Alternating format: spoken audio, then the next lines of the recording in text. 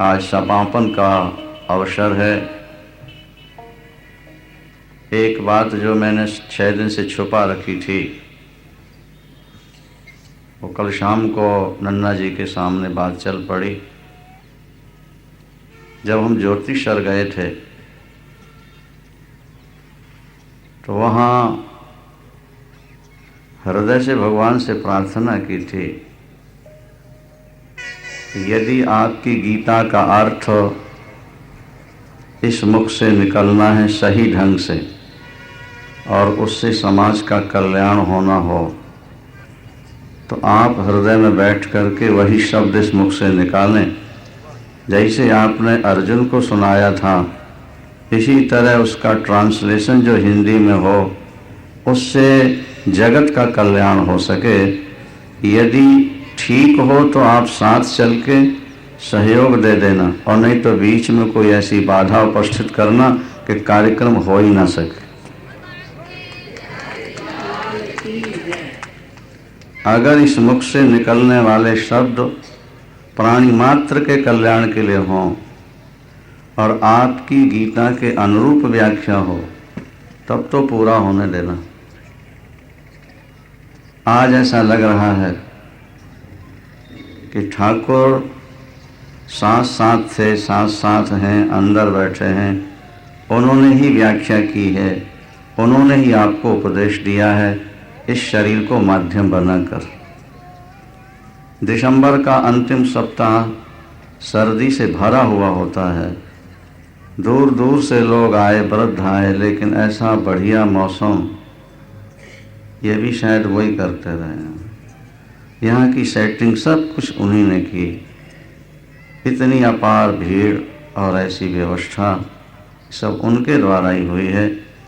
एक अध्याय का संक्षिप्त भाव आपके सामने सुनाकर फिर ज्योतिषर चल करके उनके चरणों में नमन करें, जिनकी कृपा से यज्ञ पूर्ण होने जा रहा है। बोलो वृंदावन।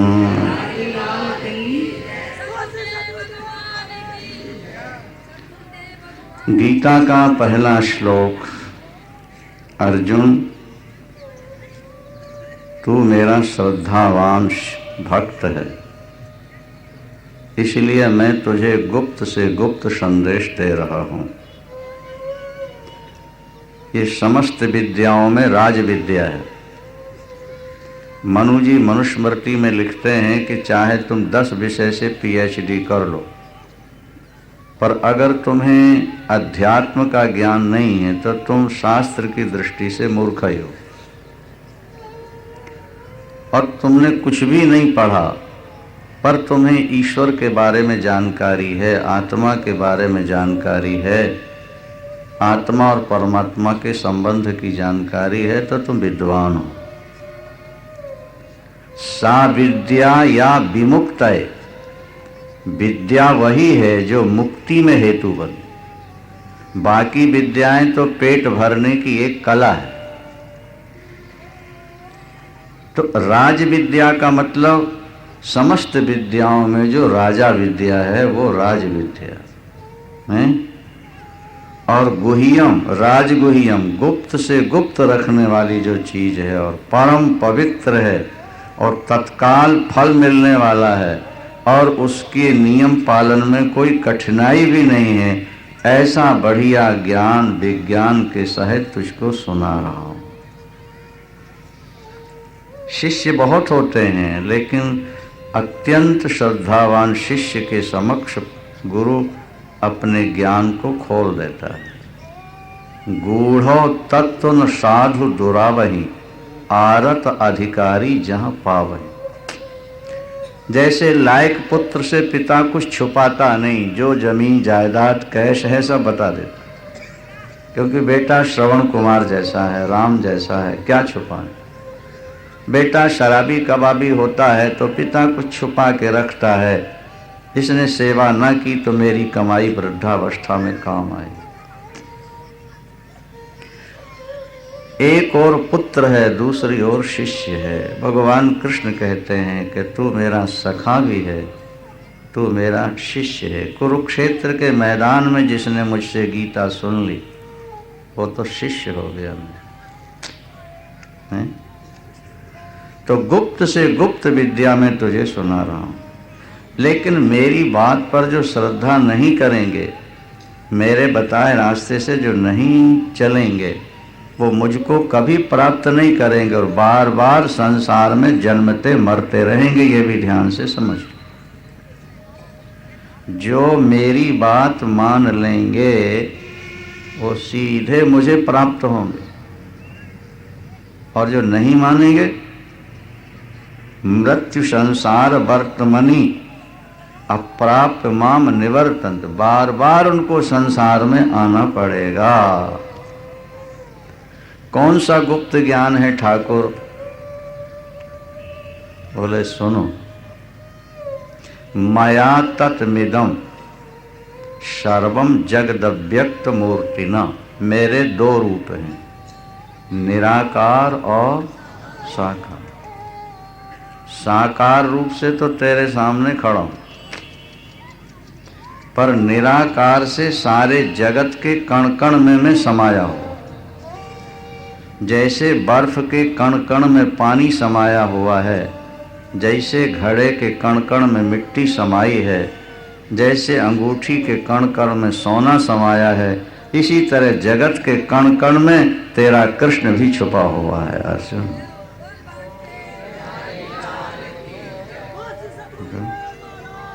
एक साकार रूप से तो तेरे सामने हूँ, लेकिन मेरा जो दूसरा निराकार रूप है वो व्यापक है, सबके अंदर समाया हो।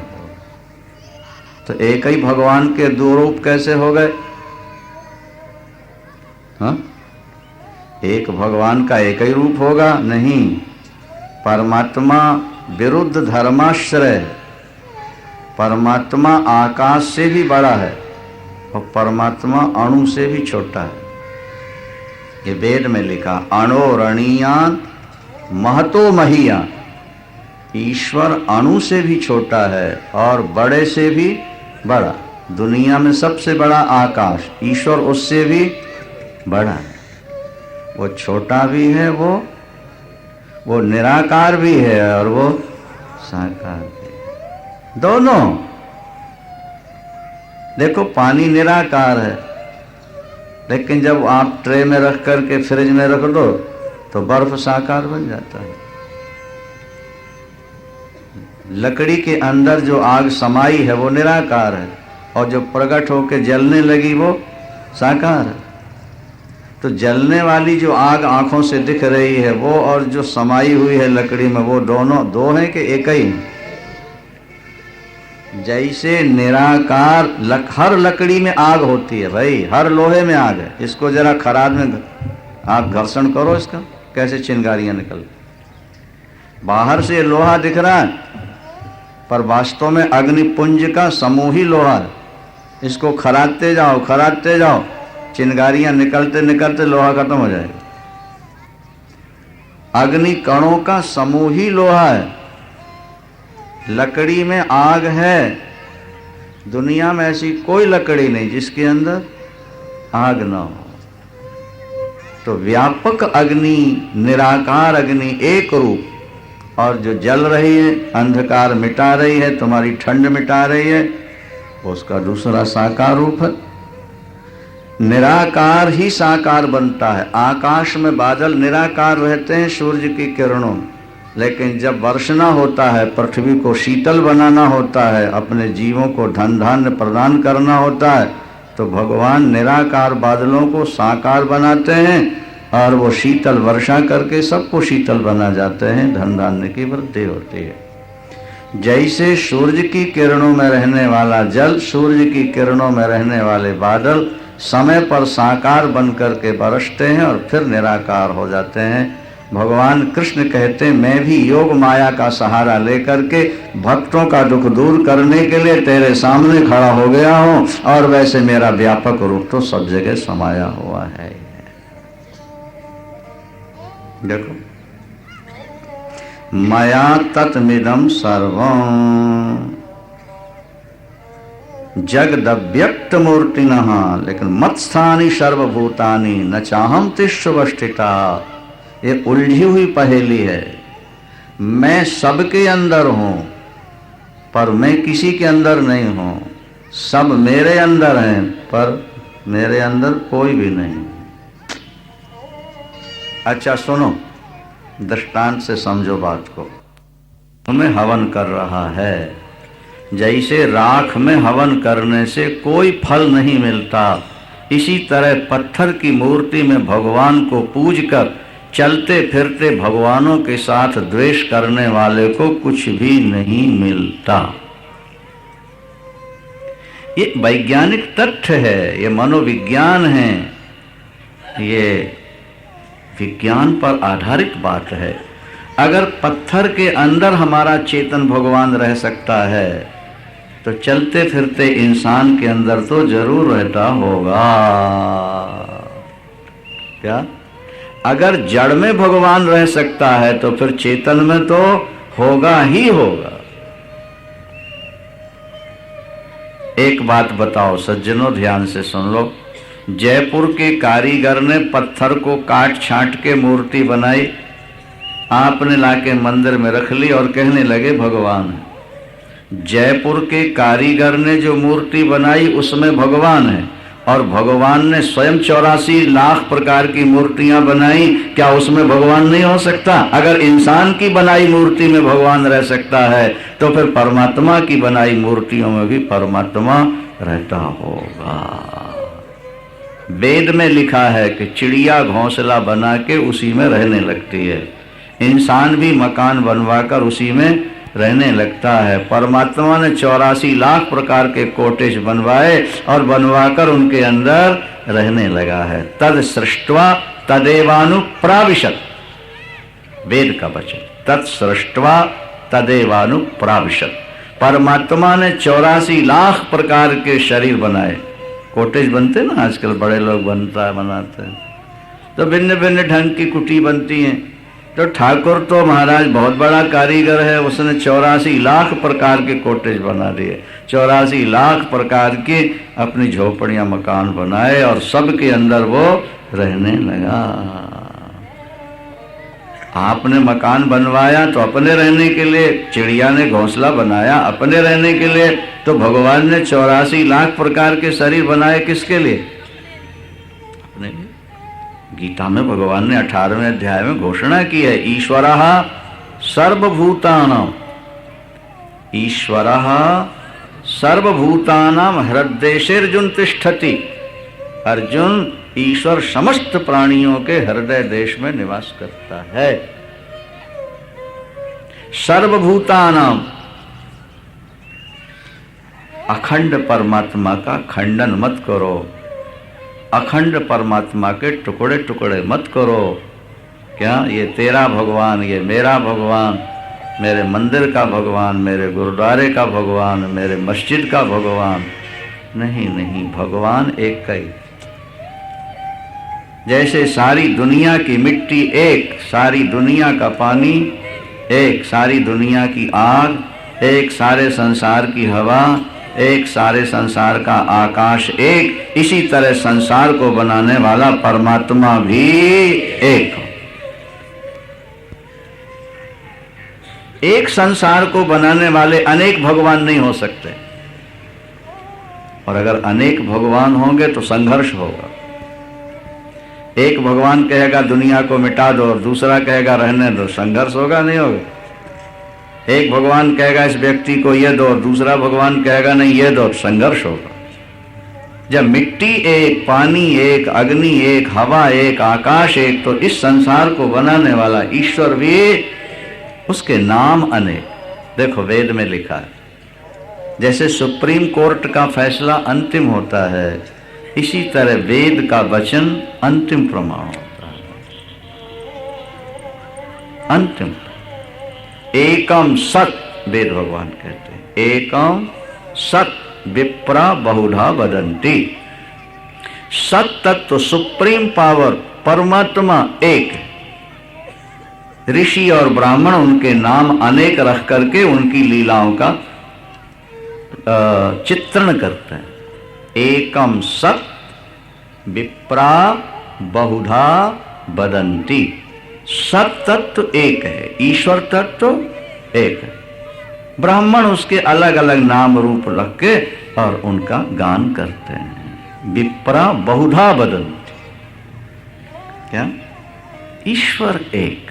तो तुम्हें कुत्ते में भी कृष्ण नजर आएंगे, हाथी और शुअर में भी भगवान नजर आएंगे, और फिर तुम सबको दंडवत प्रणाम करने लगोगे।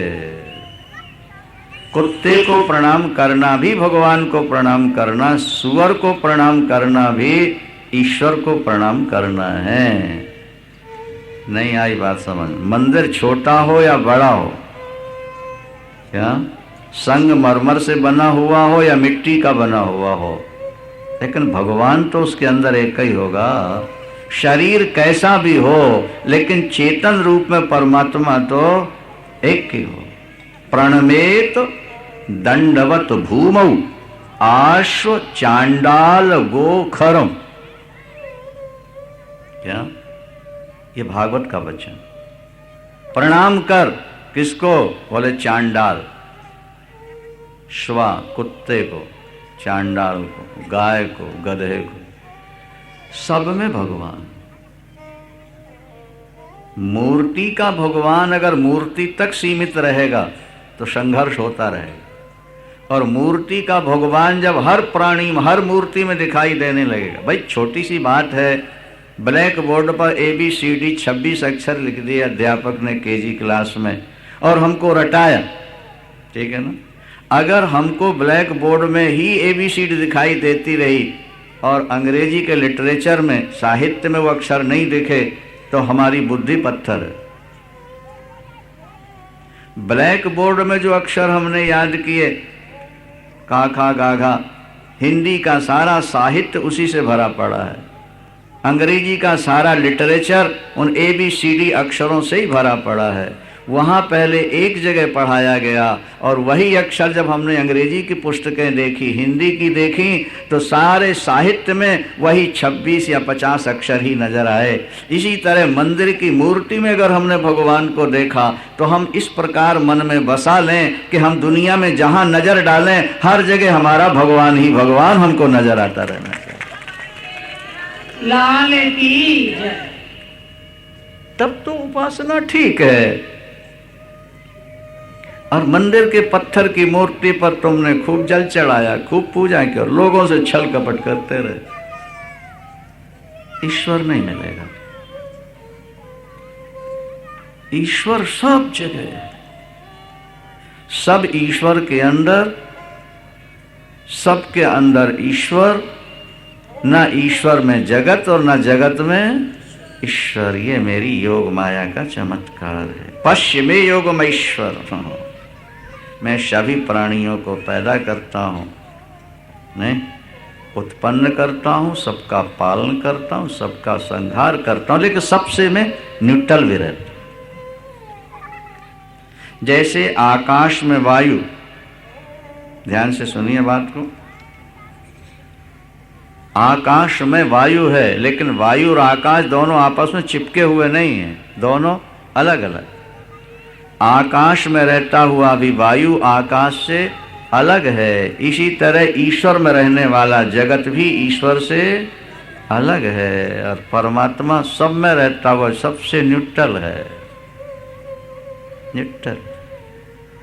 ये उलझी हुई पहेली है, थोड़ा जल्दी समझ में नहीं आती। इसको समझना हो तो फिर काफी दिन सत्संग होना चाहिए। तब हुई है सब संशय भंगा, तब हुई है सब संशय भंगा, तब हुई है सब संशय भंगा, तब हुई है सब संशय भंगा। जब बहुकाल करो सत्संगा, जब काल करहु सत्संगा। कछु काल नहीं लिखा गोस्वामी जी ने, रामायण उठा के देख लो। कहते हैं जब बहुकाल करो, कछु काल से काम नहीं चलेगा। ये बात सुनकर हमें हार्दिक प्रसन्नता हुई कि भाई उपायुक्त महोदय ने यहाँ सत्संग के लिए मन में विचार किया। ये सेंटर है कुरुक्षेत्र का, बस अड्डा पास में है, रोड पास में है, अगर इस जगह सत्संग, विवेकानंद जी ने एक बात कही महाराज, सुनो ध्यान से। विवेकानंद जी ने कहा कि भूखे को एक दिन की रोटी दे दो तो एक दिन की तृप्ति होगी, दूसरे दिन फिर वो भूखा का भूखा।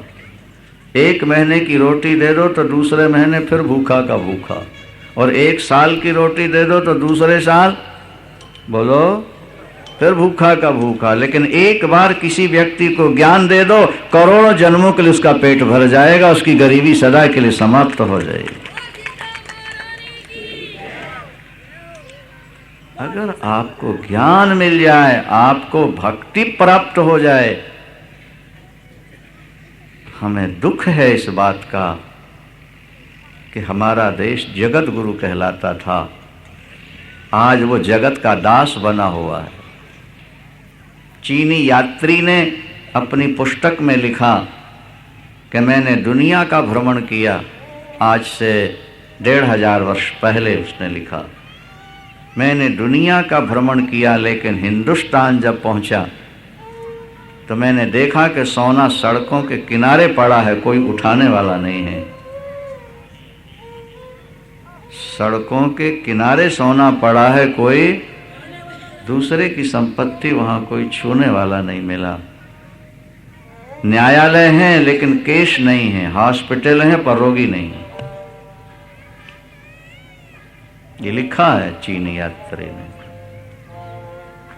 अगर व्यक्ति के जीवन में ज्ञान का उदय हो जाए, ईश्वर की भक्ति प्राप्त हो जाए, तो भ्रष्टाचार मिटाने का सरकार ने लाख उपाय किया, लेकिन जितनी कोशिश की मिटाने की उतनी बढ़ता चला गया, और तब तक बढ़ता ही जाएगा जब तक व्यक्ति को आत्मा और परमात्मा का ठीक ठीक बोध, जब तक धर्म का ठीक ठीक प्रचार नहीं होगा, तब तक भ्रष्टाचार सरकार के बस की बात नहीं है रोक देना। ये हम गारंटी से कह रहे हैं।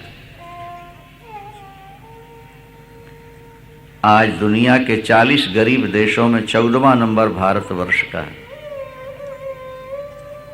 आज भ्रष्टाचार के लिए अव्वल नंबर है भारतवर्ष। क्या समझ में आई बात? जो जगत गुरु था आज वो जगत का दास बना है। जो सोने की चिड़िया थी आज वो दूसरे राष्ट्रों से जाके अनुदान भीख मांग रहे हैं, और कर्जे से देश लद चुका है। 3,500 रुपया हर व्यक्ति के ऊपर कर्जा है। इतना कर्जा 99 अरब डॉलर का कर्जा तुम्हारे यहां पड़ा हुआ है। भ्रष्टाचार आज चरम सीमा। गीता के दिव्य ज्ञान का संदेश जन जन में पहुंचाओ। जब गीता का ज्ञान अंदर पहुंचेगा, भ्रष्टाचार अपने आप समाप्त हो जाएगा। बंबई के वो शास्त्री जी, उन्होंने गीता पढ़ाई लोगों को। जो मछली मारते थे उन्होंने मछली मारनी छोड़ दी, जो शराब पीते थे उन्होंने शराब पीना छोड़ दिया, जो जुआ खेलते थे उन्होंने जुआ खेलना छोड़ दिया। वह गीता पढ़ते याद करते। हम चाहते हैं कि भगवान कृष्ण ने कुरुक्षेत्र के मैदान से सारे विश्व को गीता का दिव्य संदेश दिया है। हर विद्यालय में गीता कंपलसरी होनी चाहिए थी, लेकिन दुख की बात है कि सरकार धर्मनिरपेक्ष है। अगर गीता बीए पास करते करते, एमए पास करते करते गीता याद हो जाती तो व्यक्ति का जीवन बदल जाए। एक बच्चा हमारे मकान के सामने रहता था, बुद्धि अच्छी नजर आई, हमने उसको गीता याद करा दी। आज वो डॉक्टर है, सर्जन है, लेकिन परम वैष्णव। वो डॉक्टरों का अध्यक्ष बना हुआ है, और डॉक्टर कहते हैं क्या जड़ी इसको पिलाई गई है कि अपने सिद्धांत से हटते ही नहीं, गलत काम करते ही नहीं, गलत खाना खाते ही नहीं, मरीज को धोखा देते ही नहीं।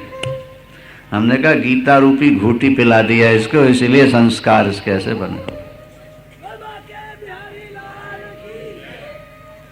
गीता गीता पढ़ो, सुनो, सुनाओ। कुरुक्षेत्र वासियों, तुमको तो गीता कंठस्थ होनी ही चाहिए थी। दुख की बात है कि भगवान कृष्ण के अमर संदेश को तुमने भुलाए। और तुम अगर संकल्प कर लो कि हम गीता का अध्ययन करेंगे तो फिर एक ऐसा माहौल बनेगा कि एक दिन सारा हरियाणा याद कर लेगा, सारा पंजाब याद करेगा, सारा देश गीता ज्ञान से भर जाएगा और हमारे देश की काया पलट हो जाएगी, कल्प हो जाएगी। त्रिपुरा रहस्य में एक प्रकरण आता है, एक महिला बड़ी विदुषी थी, राजकुमारी, अपने माता पिता के यहाँ उसने दिव्य ज्ञान प्राप्त किया था ऋषियों से। विवाह के बाद वो ससुराल आई, पति बड़ा सुंदर था उसका, स्मार्ट आज की भाषा में, देखने में बहुत सुंदर गुणवान। वो पत्नी के पास बैठ के पत्नी को गले लगाना चाहता है, लेकिन पत्नी के हाथ पति को गले लगाने के लिए नहीं बढ़ते, वो थोड़ा खोई खोई सी रहती है। वो उससे बात करना चाहता है, वो कुछ और सोचती है। त्रिपुरा रहस्य ग्रंथ में ये बड़ी सुंदर बात है। वो राजकुमार पूछता है पत्नी से, प्रिय मुझ में कुछ कमी नजर आ रही है तुमको? नहीं। कोई मानसिक पीड़ा है तुम्हें? तुम्हारा किसी और से अटैचमेंट है क्या? तुम कुछ और चाहती थी और कुछ और हो गया, इसलिए तुम गमगीन रहती हो? वो कहती है, प्राणनाथ ऐसा कुछ भी नहीं। फिर क्यों तुम चुपचाप रहती? उसने कहा, महाराज शादी हुई और व्यक्ति भोगों में फंस गया, बच्चे हो गए और उनकी व्यवस्था में लग गया, और व्यवस्था करते करते उनकी चिंता करते करते चिता में जाने का दिन आ गया। आखिर मैं क्या हूँ, कहाँ से आया हूँ और मेरा कर्तव्य क्या है, और आनंद कहाँ से मिलता है, नेचुरल आनंद कहाँ से आता है और आर्टिफिशियल आनंद कहाँ से आता है, इसका अगर विचार नहीं किया तो ये जीवन व्यर्थ है। इसका अगर विचार नहीं किया तो ये जीवन व्यर्थ है। मैं सदा उसके बारे में सोचते रहे। अब वो लंबा विषय है, टाइम बहुत थोड़ा है, हम आपको समझा नहीं पाएंगे, फिर कभी प्रभु ने शरीर रखा और आपने चाहा तो। अभी तो सैंपल ही है, गोदाम में बहुत माल पड़ा हुआ है। बोलो वृंदावन। क्या उस लड़की ने, महाराज उस पत्नी ने अपने पति को ज्ञानी बना दिया, ज्ञान दिया, और पति ज्ञानी बना तो प्रजा में ज्ञान फैलने लगा। और एक दिन वो समय आया कि उसके नगर का बच्चा बच्चा ज्ञान और भक्ति से भर गया, और उस नगर का नाम ही विद्यानगर रख दिया। उस नगर का नाम जहां हर व्यक्ति अध्यात्मवादी। कुरुक्षेत्र के मैदान में गाई गई प्यारे कृष्ण की गीता अमृत। हमें जो मिला गीता से मिला। महात्मा गांधी ने कहा हमें जो मिला गीता से मिला, मदन मोहन मालवीय ने कहा, रविंद्रनाथ टैगोर ने कहा, और अरविंद ने कहा, और सुभाष ने कहा, और यहाँ तक कि नेहरू जी ने अपनी बेटी इंदिरा को पत्र लिखा तो यही कहा, विदेश में जब थे किसी कार्य, विदेश पढ़ने जब गई थी, कि बेटी गीता जरूर पढ़ते रहना, गीता जैसा अनुपम ग्रंथ अपनी भारतीय संस्कृति की बपौती है। महाभारत में गीता जैसा रहो। नन्ना जी कुछ कहना चाहते हैं? बोलो वृंदावन। प्रस्तुत प्रसंग पर ध्यान देना।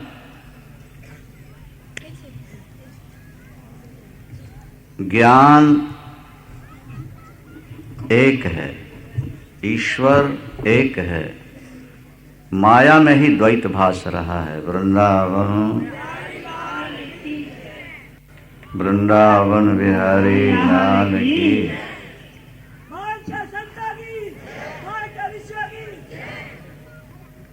द्वैत तो अज्ञान में भासता है, ज्ञान में नहीं। माया के कारण द्वैत है। बुद्धि लगा के सुनोगे तो समझ में आएगा। जब आप दर्पण सामने रख के खड़े हो जाते हो तो आप एक से दो हो जाते हो, नहीं? आप एक हैं लेकिन दर्पण रखते ही दो हो गए। और कहीं चारों तरफ दर्पण रख लें तो आप हजारों रूप में हो जाएंगे।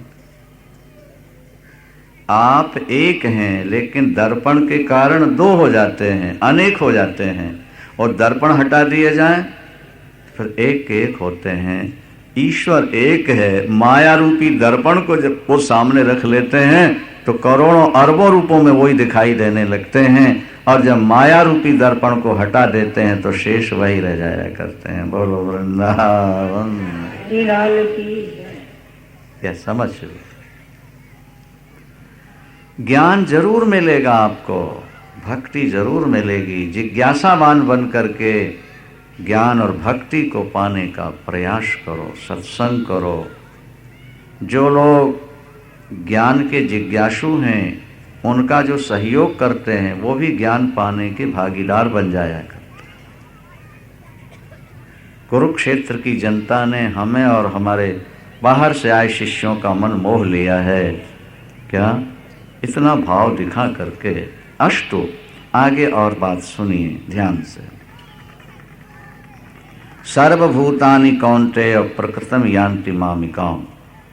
हे कुंती पुत्र, ये समस्त प्राणी प्रकृति में लीन होते हैं, प्रकृति से प्राप्त होते हैं और प्रकृति में ही लीन हुआ करते हैं। पहले प्रकृति से पैदा होते हैं, फिर प्रलय में लीन हो जाते हैं, और जब फिर सृष्टि होनी होती है तो फिर पैदा होते रहते हैं। ये विलीनीकरण और विकास ये प्रकृति का नियम है। ध्यान से सुनेंगे बात को। किसान खेत में अनाज डालता है, ये सृष्टि है। खाद पानी देता है, वो बीज वृक्ष बनते हैं और एक दाने के 100 दाने होकर के प्रकट हो जाते हैं। खेती हरी भरी, पंजाब में तो 1 एकड़ 1 किले जमीन भी बिना फसल के नहीं दिखती, बड़ा सुहावना लगता है। और अंत में किसान उसी को काट करके अब फिर अपने घर के अंदर रख लेता है, कुछ बेच देता है, कुछ खाने को अंदर। ये प्रलय हो गया, अंदर बंद हो गया अनाज, ये प्रलय है। और खेत में डाल दिया और झाड़ बन के सीटी निकल आई, ये सृष्टि है। और खाद पानी देना ये पालन है। किसान के 3 रूप हैं, ब्रह्मा, विष्णु और महेश। वो ब्रह्मा बनकर के बीज बोता है और विष्णु बनकर के खाद पानी दे के पालन करता है, और अंत में शंकर बन के उसी को काट पीट करके फिर अंदर रख देता है। वृंदावन। बीज बोते समय किसान ब्रह्मा, खाद पानी देते समय विष्णु और काटते समय शंकर है। ये हर साल क्रिया चल रही। इसी तरह परमात्मा प्रकृति में अपना गर्भ धारण कर रखते हैं, ईक्षण रूपी गर्भ, वो आगे का विषय। संसार बन जाता, फिर पालन करते हैं विष्णु, और अंत में शिव हैं एक ही, वो नाम 3 हो गए। अच्छा, ऐसा मान लो कि एक व्यक्ति पहलवान भी है और वकील भी है और डॉक्टर भी है। जब वो काला कोट पहन के कोर्ट जाएगा तो लोग क्या कह के पुकारेंगे? वकील साहब। और डिस्पेंसरी में बैठ जाए तो बोलो। और जब अखाड़े में लंगोट जांगिया पहन के खड़ा हो गया, देखो तो व्यक्ति बदला कि नाम बदल गए? कोर्ट गया तो वकील, डिस्पेंसरी गया तो डॉक्टर, और अखाड़े में आ गया तो पहलवान। इसी तरह जब दुनिया बनाने लगा तो ब्रह्मा, और पालने लगा तो विष्णु, और संहार किया तो शंकर। मूल में एक को नहीं भूलना है। एक ही अनेक बनता है, अनेकों में एक ही रहता है। दोबारा सुनो, एक ही अनेक बनता है और अनेकों में एक ही रहता है। ये विज्ञान अगर आपके दिमाग से न निकले तो भ्रष्टाचार अपने आप खत्म हो जाएगा। मूर्ति में भगवान है आपने माना है, मूर्ति को कभी लात मारते हो, गाली देते हो? बोलो। कभी पीट करके बैठते हो, कभी पैरों फैला ना, क्योंकि इसके अंदर तो जब चलते फिरते लोगों में भगवान की भावना दृढ़ होगी तो इनसे गलत काम होगा, भ्रष्टाचार अपने आप मिट जाएगा। क्या समझे? भ्रष्टाचार अपने आप मिट जाएगा। धर्म का प्रचार हो, भक्ति और ज्ञान का प्रचार हो, समाज की अव्यवस्था अपने आप खत्म हो जाए। पत्तों को सींचते रहोगे, डालियों को, तो वृक्ष हरा नहीं रहेगा। जड़ को सींच दो, पूरा वृक्ष हरा भरा हो जाएगा।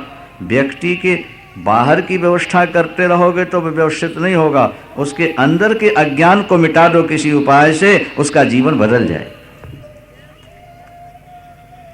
एक ऐसी संस्था का निर्माण हो जो गीता ज्ञान का प्रचार करने के लिए कटिबद्ध हो जाए, कमर कस ले, और उसका केंद्र कुरुक्षेत्र हो और सारे देश में उसका प्रचार होता रहे। ऐसी योजना बनानी चाहिए। स्वयं पढ़ो और दूसरों को पढ़ाओ, और गीता के एक एक श्लोक पर विचार करो तो मस्त हो जाओगे, मस्त हो जाओगे। भाई अपन तो धर्म क्षेत्र कुरुक्षेत्र में दोनों भुजा उठा के कह रहे हैं कि गृहस्थ जीवन में अपने को कभी कष्ट ऐसा नहीं हुआ कि 2 दिन 3 दिन लगातार रोना पड़े, कि कभी विशेष टेंशन में रहना। ये गीता महारानी की कृपा। जो लोग हमसे 30-30, 35-35, 40-40 वर्षों से जुड़े हैं, उन शिष्यों से, उन संपर्क में रहने वाले से पूछो, कभी गुरुजी के आंसू देखे हैं? कभी तनाव में देखा? कभी पड़े हुए? ना। ये कृपा है गीता की। और वही दवाई तुम्हें बांटने हम आए हैं कि ये हमारी अनुभूत दवा है भैया, अरे प्रयोग की हुई। अगर तुम प्रयोग कर लोगे तो, इसलिए हम प्रथम दिन जब आए थे तो हम बड़े भावुक होकर आए थे। हृदय में ठाकुर, ये तू ही करेगा जो करेगा। अगर ये गीता का संदेश जन जन का कल्याण कर सकता है, और इस वाणी मुख से निकली वाणी जीवों के कल्याण के लिए उपयोगी हो, तब तो 7 दिन पूरे होने देना, नहीं तो बीच में ही। ये प्रतिज्ञा पूर्वक आपसे हम कह रहे हैं। और उस कृपा 7 दिन, जैसे अर्जुन के सामने जब भगवान कृष्ण गीता सुनाने लगे तो महाभारत में लिखा कि भगवान योग में स्थित हो गए थे, अपने स्वरूप, मूल स्वरूप में अर्जुन को ज्ञान दे। इसी तरह ये शरीर भी 7 दिन बाहर से मिलता रहा लोगों से, लेकिन अंदर से एकदम जुड़ा रहा कि गीता ज्ञान का दिव्य संदेश सारे संसार को प्राप्त हो।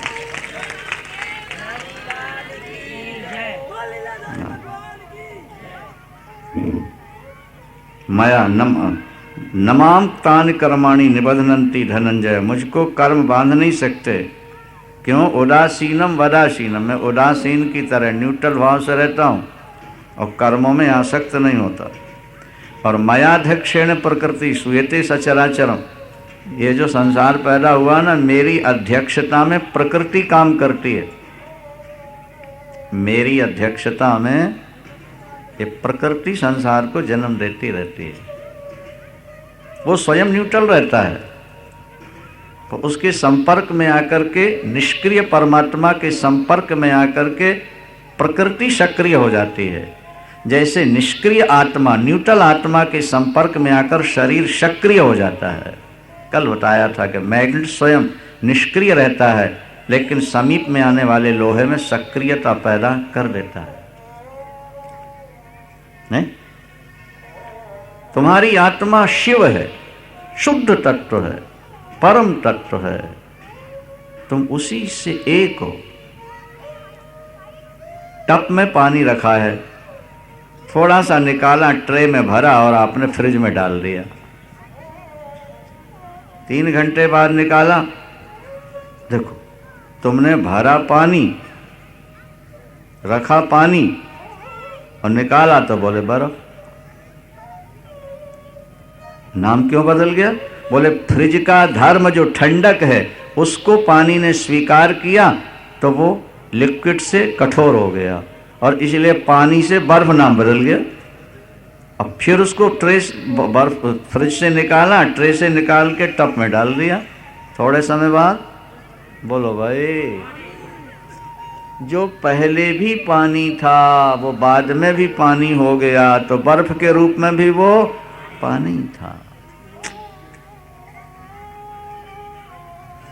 आप इस समय भी ईश्वर के ही स्वरूप हैं, अंश हैं। आप ईश्वर से अलग नहीं हैं। बेटे आपके नहीं हैं, भगवान आपका है। पत्नी आपकी नहीं है, ईश्वर आपका है। कोठी आपकी नहीं है, ईश्वर आपका है। जो हमारा सबसे सगा ईश्वर, हम उसको भूल बैठे। ये दुनिया तो बड़ी लंबी चौड़ी है महाराज, अरबों वर्ष पुरानी है। बूढ़ों की पत्नी 40-50 साल से अपनी होगी, जवानों की 2 साल 4 साल 6 साल। जब ये लामा फेरे नहीं हुए तो उससे पहले तुम्हारे कौन थे? बोलो। और मरने के बाद फिर कौन रह जाएंगे? और बेटा पैदा होने से पहले तुम्हारा कौन था? और मरने के बाद फिर कौन रह जाएगा? ये तो टेम्परेरी कनेक्शन है, ये तो थोड़े दिन के नाते हैं। जो तुम्हें नरक में भी तुम्हारा साथ नहीं छोड़ता, जो ईश्वर सदा तुम्हारे साथ रहता है, उस ईश्वर को तुम भूल रहे हो और नासवान पत्नी पुत्र परिवार में जिंदगी बर्बाद कर रहे हो। ठीक है, फॉर्मेलिटी के रूप में पत्नी पुत्र का भी पालन करो, वो भी ड्यूटी दी है ईश्वर ने, लेकिन फॉर्मेलिटी करो, निपटल ऊपर से परिवार से जुड़े रहो, अंदर से परमात्मा से जुड़ जाओ।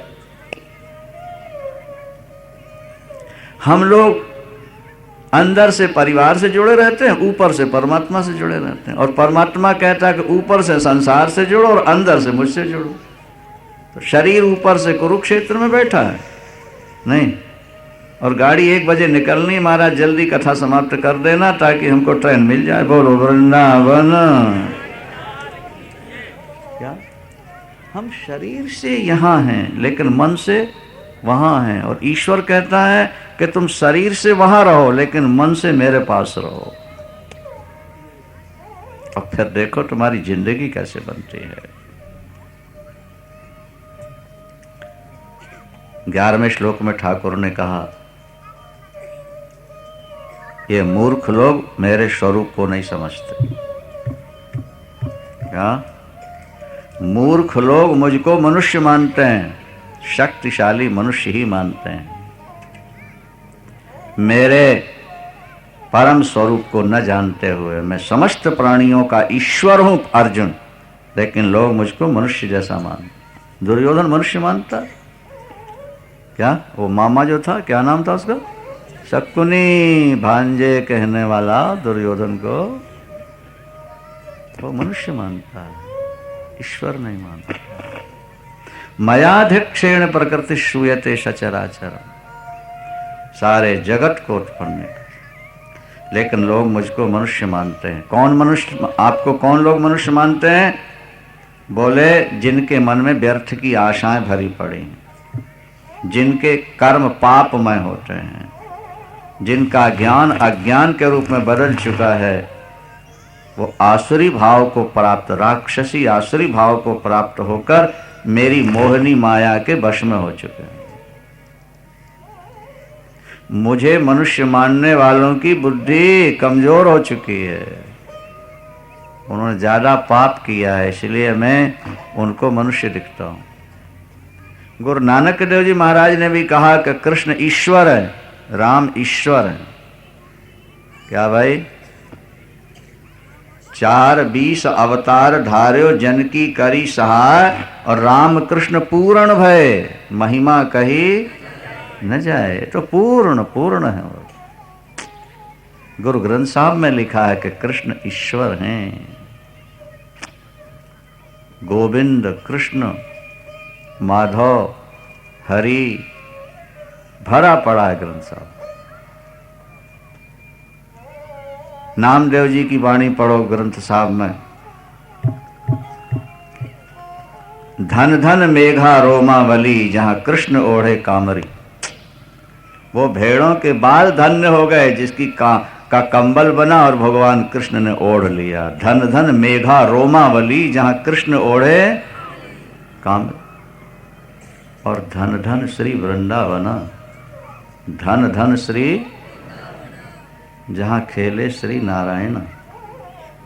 और धन धन माता देव की, एक गुरु ग्रंथ साहब की वाणी है, धन धन माता जहां अवतरे श्री कमलापति। धन धन माता देवकी जहां अवतरे श्री। हाँ, गाय चराए, धेनु बजे और नामे का स्वामी आनंद करे। हाँ, धेनु चराए, वेणु बजे और नामे का स्वामी आनंद करे।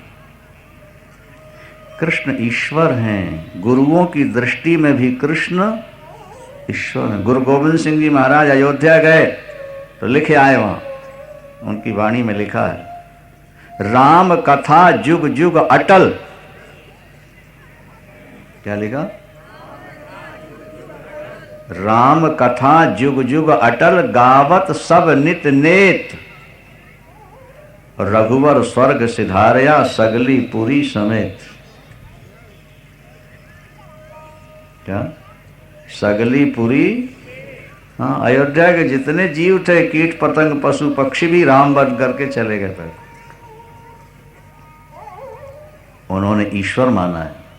आजकल के अधकचरे लोग भले ही कृष्ण को ईश्वर न माने, भगवान कहते हैं जिनके कर्म बुरे हैं, नहीं, उनकी बुद्धि नष्ट हो चुकी है, राक्षसी भाव को प्राप्त होकर मेरा तिरस्कार करते हैं। दुर्योधन सामने खड़ा है तिरस्कार करने वाला।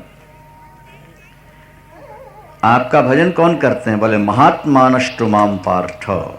प्यारे अर्जुन, महात्मा लोग मेरा भजन करते हैं, दैवी संपत्ति में पैदा हुए मेरा भजन करते हैं। और कैसे भजन करते हैं? अनन्य मन से मेरा भजन करते हैं, ये जानकर कि इस दुनिया को बनाने वाले कृष्ण हैं। निरंतर कीर्तन,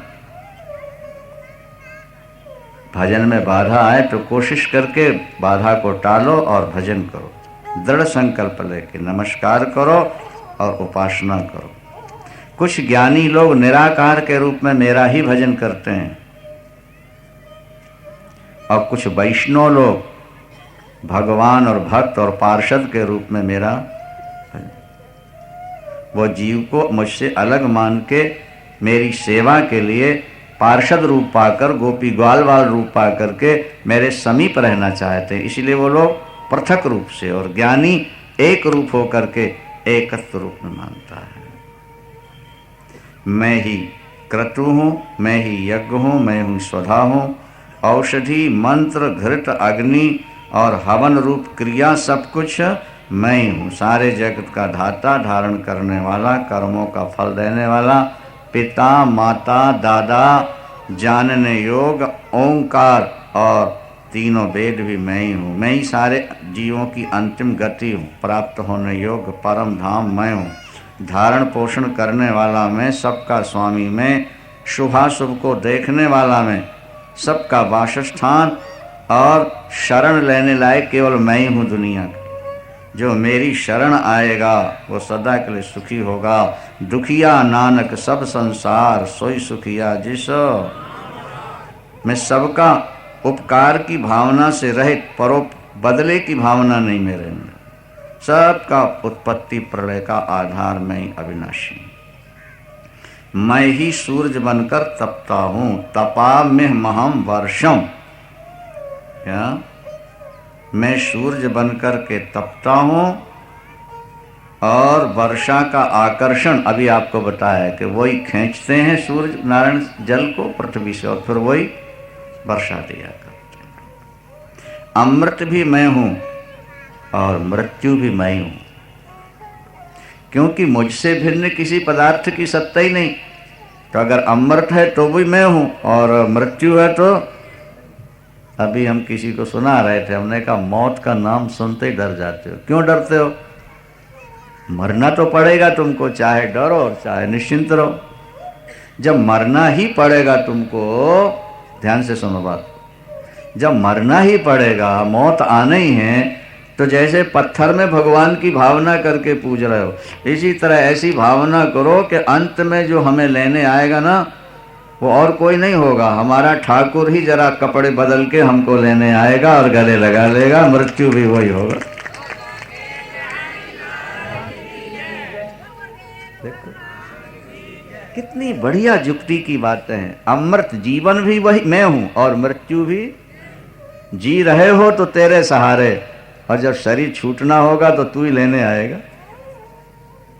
तेरे से भिन्न हमें लेने कौन आ सकता, क्योंकि हम तो तेरे हैं।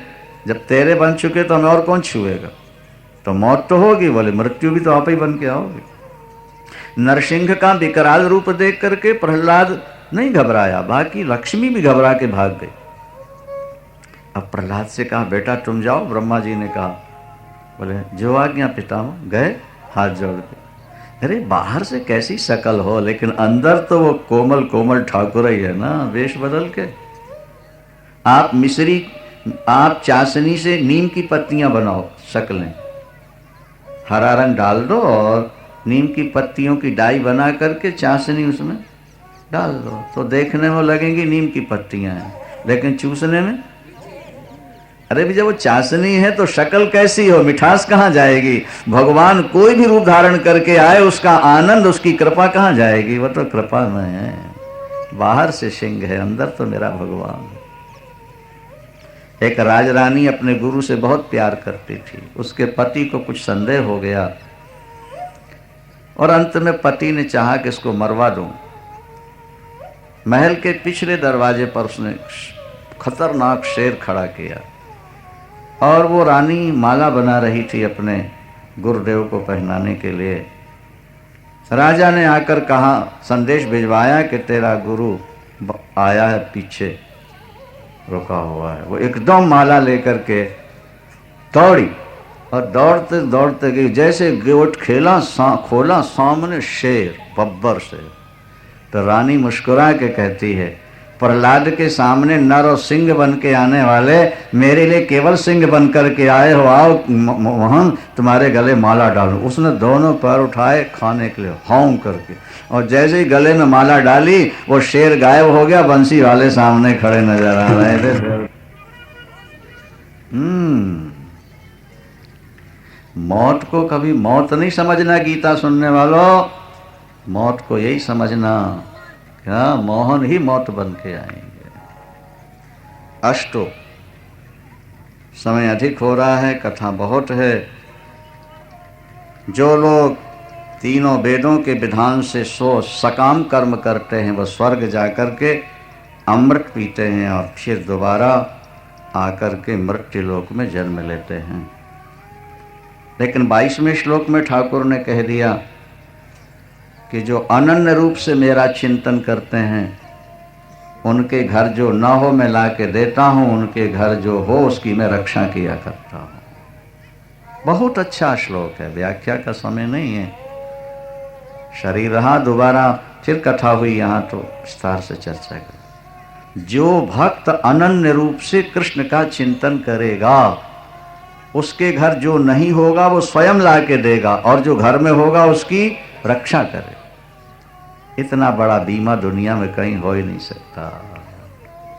बीमा कराने वालों, मैं मर गया तो मेरी पत्नी का क्या होगा, मैं मर गया तो मेरे बेटों का क्या होगा, इसके नाम बीमा, उसके नाम बीमा। अरे अलग अलग बीमा क्यों कराते हो, एक ही बीमा करा दो, ठाकुर के चरणों में सबको समर्पित करके निश्चिंत हो जाओ, वो तुम्हारे परिवार की रक्षा करेगा, वो वैकुंठ भेज देगा।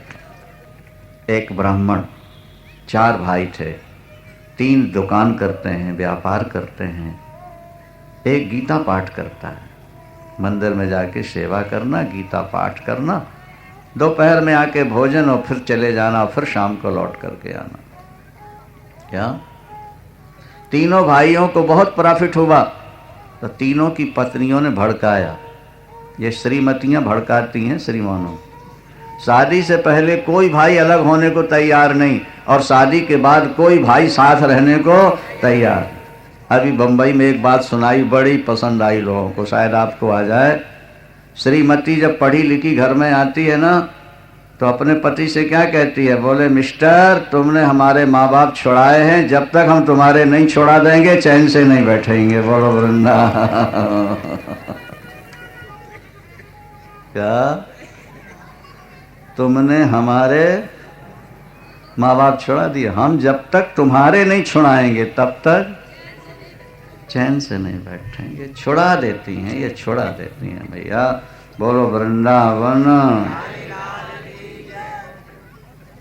तीनों ने भड़काया और तीनों भाइयों ने चौथे को अलग कर दिया, लेकिन उसने गीता पाठ और ठाकुर सेवा नहीं छोड़ी। और भाई गाय भैंस बांधने के लिए कीला गाड़ते हैं तो पहले हिला के भी तो देखते हैं कि नहीं? कब तक ठोका जाता है? बोलो, जब तक हिलता रहता है। क्यों भाई मिल्की राम? और जब हिलना बंद हो गया तो ठोकना बंद। तुम भजन करोगे तो ठाकुर तुमको हिला के देखेगा, और हिल रहे हो तो ठोकरे मारेगा, और जब हिलना बंद हो जाएगा तो तुम्हारा दास बन जाएगा।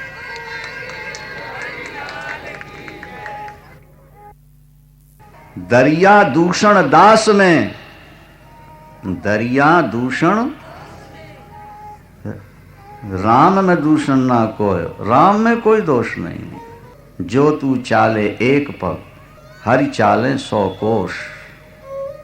दरिया दूषण दास में, हरि में दूष न कोय, हरि में कोई दोष नहीं। जो तू चाले एक पग, जन चाले जो एक पग, तो हरि चाले 100 कोश। अब देखो कथा समाप्त होने जा रही है तो ठाकुर बता रहे हैं सर्दी के द्वारा कि हम अब देखो रोके हुए थे अभी तक। अच्छा, और अब जल्दी जल्दी जाओ अपने अपने घरों का। अच्छा, अब से भगवान कृष्ण ने कुरुक्षेत्र के मैदान में प्रतिज्ञा की थी अर्जुन को, एक ही रथ पर विजय दिलाऊंगा, 18। और रोज महाराज रथ खड़ा करके उतरते और अर्जुन की खिड़की खोलते, अर्जुन नीचे आते। लेकिन महाभारत युद्ध समाप्त हुआ और भगवान ने रथ खड़ा किया, बोले अर्जुन अब तुम नीचे उतर जाओ। प्रतिदिन आप उतरते थे, आज मुझे क्यों उतार रहे? बोले उतर जाओ। उतार दिया। शस्त्र उतार लो, उतार लिया। अब कुछ रहा तो नहीं? नहीं। प्रभु ने जैसे जमीन पर पैर रखा और रथ में आग लगी, कपूर की तरह जल करके खत्म हो। क्यों हुआ? बोले ये तो प्रथम दिन ही भीष्म के अग्नि बाणों से जल चुका था। मेरा संकल्प था कि एक ही रथ से विजय दिलाना है, विजय प्राप्त हो गई। अब अगर मैं पहले उतर जाता तो तू जल के राख हो जाता, इसलिए तुझे पहले उतार दिया। ईश्वर दिखाई नहीं देता पर सब कुछ वही कर रहा है, वही कर रहा है। सज्जनों, एक मिनट ध्यान से सुनो बात को। वो भक्त ने गीता नहीं छोड़ी और सेवा नहीं छोड़ी। घर में आज खाने को नहीं, लंबी कथा है, समय कम है, संक्षेप में सुनाऊं। पत्नी ने कहा आज खाने को भी नहीं बच्चों के लिए। बोले कोई परवाह नहीं, बच्चे भले भूखे मर जाएं, तू मर जा, मैं मर जाऊं, पर जब तक मेरी अंतिम श्वास है गीता पाठ नहीं छोड़ूंगा, ठाकुर की सेवा नहीं छोड़ सकता। मंदिर चले गए और गीता पाठ करते रहे। जब ये 22वां श्लोक आया तो संदेह हो गया किसी पंडित ने अपने तरफ से तो नहीं लिख दिया श्लोक, क्योंकि अगर ठाकुर के मुख से निकला होता तो फिर आज मेरी ये दुर्दशा नहीं होती। स्याही उठा के काट दिया उसको। आज से इस श्लोक का पाठ नहीं करूंगा, ये जो दिख रहा है यह पाठ नहीं करूंगा, और सब पाठ करूंगा लेकिन ये श्लोक बस। यहाँ श्लोक काटा, पाठ में बैठे। वहां भगवान ने 12 वर्ष के बालक का रूप बनाया, एक घोड़े पर 1 कुंटल अनाज लाद लिया, हाथ में मीठा की थाल ली और पत्नी के पास पहुंच गए। माता जी, माता जी, माता जी ने दरवाजा खोला। परम सुंदर बालक, घुंघराले बाल, मोटी मोटी लंबी आंखें, बड़ा सुंदर स्वरूप। बेटा तुम कौन हो? माता जी मैं गुरु जी का शिष्य हूँ। बोलो भक्त वत्सल भगवान, मैं गुरु जी का। बेटा मेरे पति तो कहते हैं कि दुनिया में मैंने किसी को शिष्य बनाया ही नहीं आज तक। बोले हाँ माता जी, जब मुझको बना लिया तो औरों को बनाने की क्या जरूरत है, एक ही शिष्य बहुत बड़ा है। लेकिन बेटा तुम कभी आए नहीं, गुरुजी ने कभी चर्चा की नहीं। माता जी मैं गुरुजी की सेवा में मंदिर में रहा करता हूँ। तब तक देखा ओंठ कटे हुए और रक्त गिर रहा था। बेटा ये ओंठ कैसे कट गए? सो आंखों में आंसू भर के बोले आज गुरुजी ने मार दिया मेरे को। क्यों मारा? बोले उन्होंने बुलाया, आने में थोड़ा सा विलंब हुआ तो मार दिया। माता जी इसका मुझे दुख नहीं है। माता पिता और गुरु अगर मारते भी हैं तो उनकी मार में भी प्यार होता है, मुझे दुख नहीं है। अब मैं प्रतिज्ञा करता हूँ गुरुजी जब बुलाएंगे सामने खड़ा हो जाओ। माता जी सामने सामान रख, जल्दी सामान रखो, गुरुजी की सेवा में जाना। चले गए। और जब गुरुजी आए तो पूछने लगे कि गेहूं कैसे पड़ा अनाज? अरे मिठाई कौन दे गया? बोले बुढ़ापे मजाक सूझ रही है आपको, आप ही भिजवाते हो और आप ही पूछते हो किसने दिया? बोले मैंने तो भेजा ही नहीं। क्या समझे? मैंने तो भेजा ही नहीं। बोले फिर कहाँ से आए? बोले एक बालक आया था 12 साल का, इतना सुंदर था, सोचती थी गले लगा लूं, पर संकोच नारी जाती, उसके ओंठ भी कटे थे और वो कह रहा था मैं शिष्य हूं। ध्यान आ गया कि गीता का श्लोक काटा, गीता भगवान के मुख से निकली है और मैंने गीता का श्लोक काटा, भगवान का मुंह काट दिया, हो ना हो मेरा ठाकुर ही उस रूप में आ गया होगा।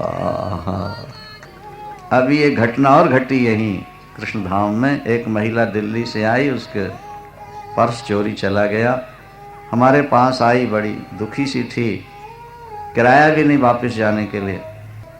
हमने कहा माता जी व्यवस्था हो जाएगी, कोई बात नहीं, आप गीता सुन। वो बैठी होगी महिला यहाँ। महाराज एक सज्जन पहुंच गए, बोले इस हॉल में अमुक जगह से आने वाली महिला कौन सी है जिसके रुपए चलेगा? उसने कहा हमारे चलेगा, ये 200 रुपया ले लो। बोले नहीं मेरे लिए 100 बहुत है, दिल्ली तक जाने के लिए 100 रुपया हो, 100, लेकिन आप अपना पता तो बता जाओ, मैं आपका 100 रुपया वापिस कर सकूं। वो कहता है मैं किसी को पता नहीं बताता, मैं जिसको देता हूं उसे वापस नहीं लेता, बस इतना कह के चला गया। बोलो वृंदावन। ये अभी कृष्ण धाम की बात है। वो महिला अगर हो तो खड़ी हो जाए, बोलो वृंदावन। शायद चली गई होगी, तो ये खड़ी हो गई, देख लो।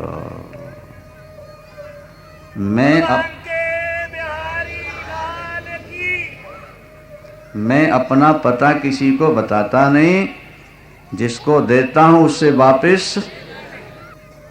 लोग कहते हैं ईश्वर है तो दिखाई क्यों नहीं देता? हम कहते हैं मिश्री में मिठास है तो दिखाई क्यों नहीं देती? मैग्नेट में अगर आकर्षण चुंबक है तो दिखाई क्यों नहीं देता?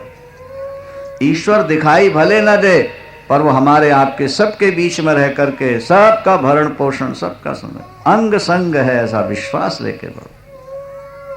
महाराज पंडित जी तो सुनते ही बेहोश हो गए। पाठ गीता का मैंने किया और फल तुझे मिल गया, लेकिन जब तक वो दोबारा नहीं आएंगे अन्न जल ग्रहण नहीं करूंगा। जब लगे पंडित जी रोने तो उसी समय ठाकुर सामने प्रकट हो गए।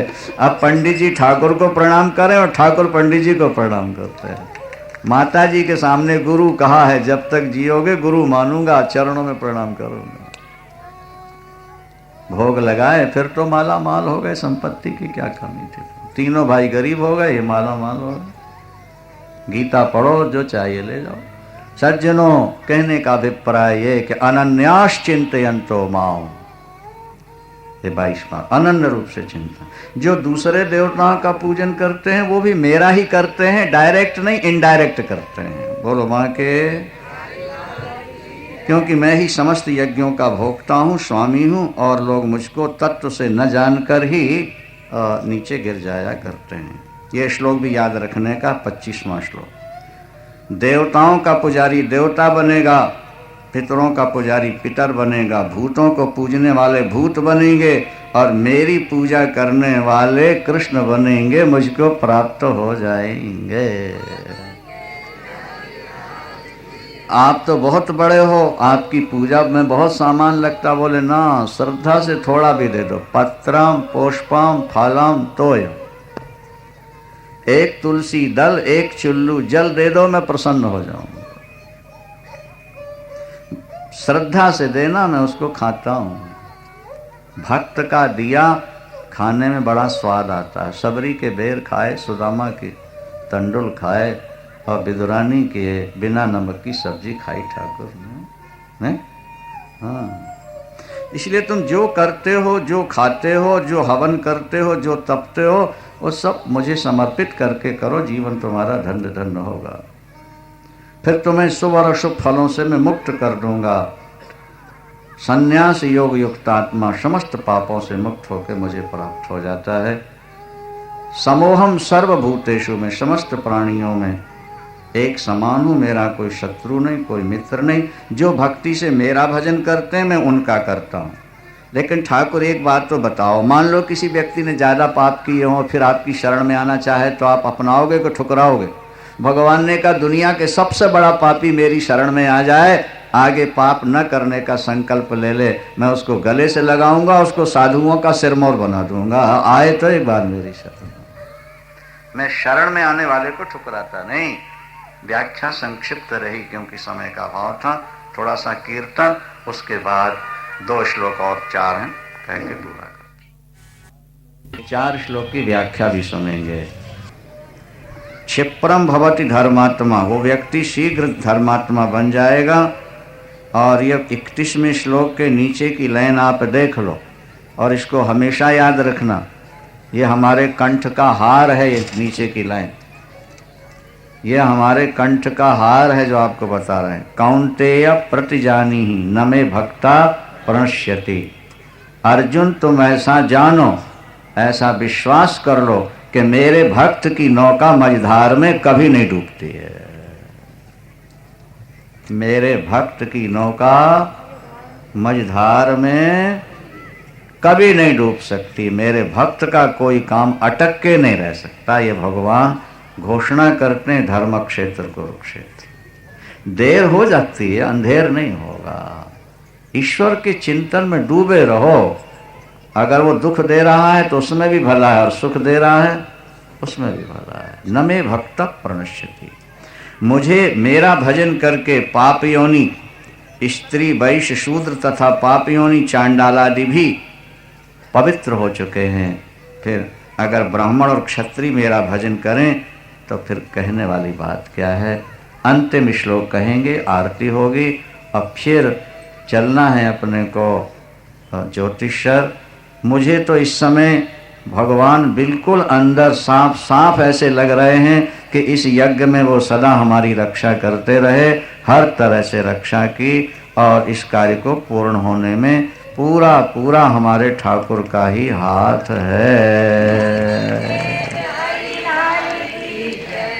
अंतिम श्लोक हम बोलेंगे, आप भी बोल लो तो अच्छी बात है, ठीक है? 9वें अध्याय का, और शेष 9 तो फिर शरीर रहा तो आगे वाली बात है। अच्छा, हम बोलेंगे, आप दोहराएंगे। मन मना भव, मन मना भव, मद भक्तो मदयाजी माम नमस्कुरु मामे वैश्यसि युक्त्वैव मात्मानो मतपरायणः। भगवान कृष्ण कहते हैं तुम अपना मन मुझ में लगाने वाले बनो, मेरे भक्त बनो, मेरी पूजा करो, मुझको नमस्कार करो। उसका फल ये होगा कि जब तुम अपना सब कुछ मुझे लगा दोगे तो शरीर छोड़ने के बाद मुझे ही प्राप्त हो जाओगे। वृंदावन बिहारी। क्या ईश्वर कोई प्राप्त करना है, ईश्वर ही अंतिम ध्येय और लक्ष्य है। ये इस तरह से यहाँ पूर्णता है। 10वां अध्याय विभूति योग है, विभूतियों का वर्णन। 11वें में विराट रूप का वर्णन, 12वां भक्ति योग, 13वां क्षेत्र क्षेत्रज्ञ विभाग योग, 14वां गुणत्रय विभाग योग, 15वां वृक्ष संसार वृक्ष का वर्णन, 16वां दैवी आसुर संपत्ति, 17वां श्रद्धात्रय विभाग, 18वां संन्यास योग कह करके गीता को ठाकुर ने पूर्ण किया है। वृंदावन ये अमृत वर्षा है, अमृत वर्षा है। आए